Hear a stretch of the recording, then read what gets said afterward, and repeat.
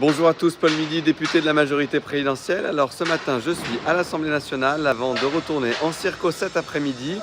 Je voulais vous parler de la loi numérique parce que cette semaine, nous avons réussi à faire une CMP conclusive sur cette loi numérique. Alors qu'est-ce que ça veut dire une CMP conclusive?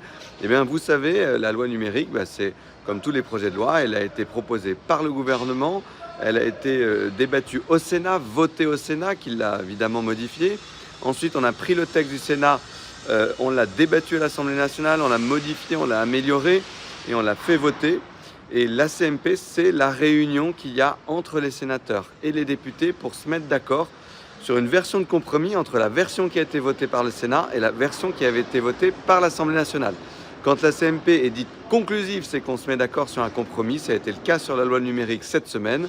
Et quand elle n'est pas conclusive, ça veut dire qu'on n'est pas d'accord et que donc la loi va repartir ce qu'on appelle en deuxième lecture. Elle va à nouveau être étudiée par le Sénat et à nouveau être étudiée par l'Assemblée nationale.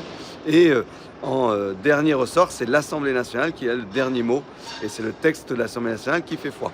Sur la loi numérique, on s'est mis d'accord avec les sénateurs cette semaine pour protéger nos concitoyens contre le cyberharcèlement, contre les arnaques en ligne, contre l'exposition des mineurs à la pornographie, pour la régulation d'activités comme le cloud ou comme les Jonum, et pour protéger les données des Français encore mieux.